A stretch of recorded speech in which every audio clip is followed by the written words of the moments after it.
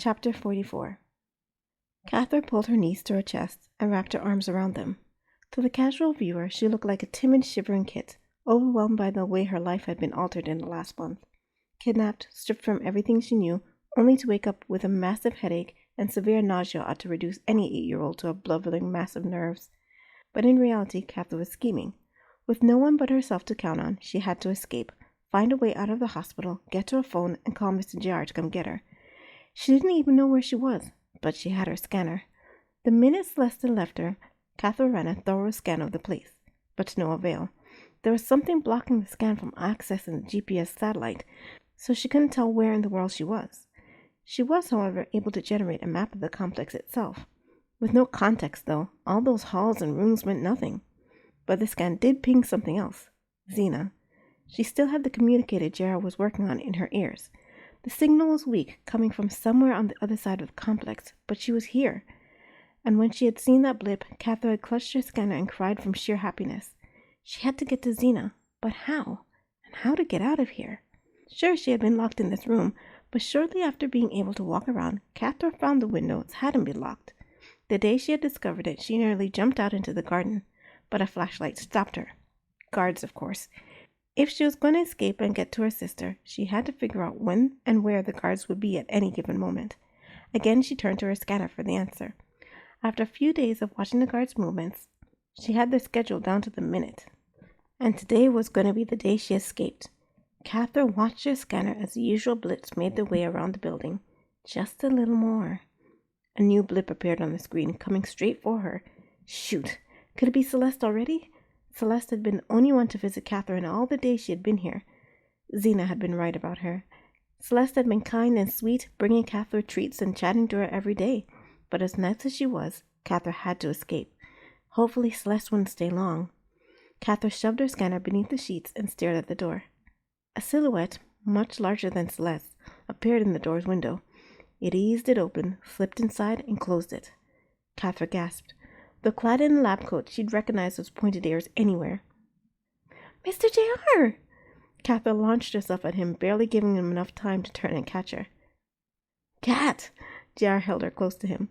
As soon as he did, as soon as Catherine smelled his fur and felt his warmth, a sob escaped her. She didn't mean to cry. She knew J.R. hated tears. But after so long being alone in this strange place, to feel safe and comfortable. "It's okay, kitten, I'm here." J.R. patted her back. He didn't even bother to tell her to knock off the wailing. "I'm sorry I left you, but I'm here now." Catherine got a hold of herself. She pulled away from him and dried her tears. Now wasn't the time to cry. She had to act. "Xena's here too, Mr. J.R. We have to go get her." "Any clue where she is?" J.R. set her on the bed.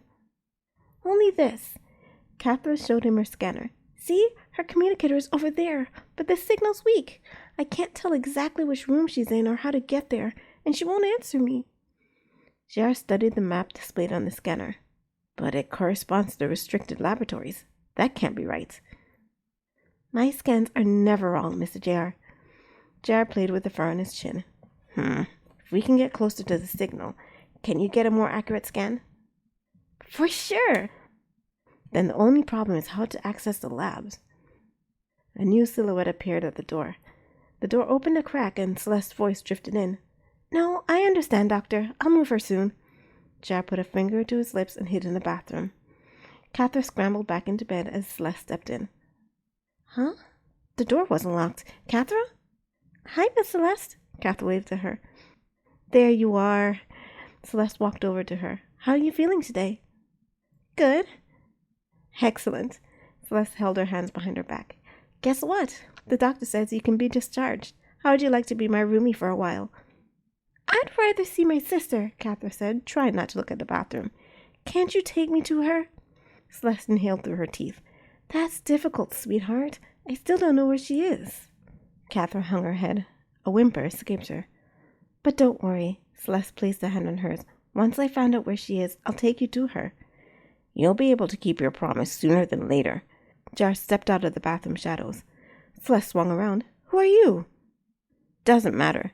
J.R. stepped closer, making Celeste back away. "What matters is who you are." He lifted a scanner of his own. On it was Celeste's employee profile. Celeste in today. Level 5 access, huh? Low, but enough to help us get Xena. Celeste's eyes widened. You're trying to steal Max's silver fox. Catherine exchanged a glance with JR. She had no clue what Celeste was talking about. I won't help you. Celeste pressed herself against the wall. I don't even know where she is. That's fine. JR grabbed her wrist, causing her hand to spread. I just need this. Let me go. Celeste writhed in his grasp. Shh. JR pressed closer to her. Be quiet. Catherine. He looked over his shoulder at her. Get your stuff while I convince Celeste to help us. Catherine dove under her bed where she had stashed her purse. She pulled on her shoes and grabbed her scanner. By the time she was ready, Celeste had calmed. Her ears were flat and her eyes raged with fury, but she didn't move or shout anymore. Celeste has graciously decided to help us. JR held his mouth close to her ear. Isn't that right? Celeste spat a curse at him. Not in front of the kid. JR pressed something against Celeste's lower back. Catherine couldn't see what it was, but she thought she saw a metallic gleam. A pole or knife? Catherine decided not to try and figure it out. We'll have to sneak past all these nurses. JR clicked his tongue. This is not going to be easy. Keep close, Cat. He headed to the door. Wait, Mr. JR, we can go out the window. See, there's a door back inside over there. JR maneuvered Celeste to the window and examined Catherine's escape route. Nice, Cat. Okay, you first. Catherine checked her scanner to make sure the guards were on their rounds on the other side of the building before she slipped out. She was one floor up, but it wasn't too bad a drop. She had jumped out of trees this high before. Celeste jumped next. As soon as she landed, she darted away. Help! Help! JR landed and snatched her arm. He hissed something in her ear, and she quieted. But the damage had been done. Voices rang out in the air. Did you hear that? Over there. Grab my tail, Cat. JR waved his tail in her direction. Hold on and don't let go. As soon as Catherine's hand closed in around his tail, JR darted into the shadows, almost too fast for Catherine to keep up. He clasped his hands around Celeste's mouth and peered into the darkness. Two guards appeared with their flashlights and guns drawn. They shone them around. The light bounced off leaves, but JR remained absolutely still. With his dark fur and clothes and Celeste's gray fur, they blended into the shadows. Catherine tucked herself behind them and further into the leaves. Her white fur would give them away. I don't see anything, one guard said. False alarm. Better have them look through the video footage to be sure. I'll call it in. Both guards went back to their rounds, one of them talking to a walkie on his shoulder. JR grins. Those camera codes sure came in handy. They won't find anything. Idiots, Celeste whispered, but she didn't dare shout again. Let's go. JR headed off, sticking to the shadows. Hang tight, Kath. Catherine gripped his tail tighter. Hey. JR looked at her over his shoulder. Good thinking with the window. Smart girl. Catherine beamed with pride.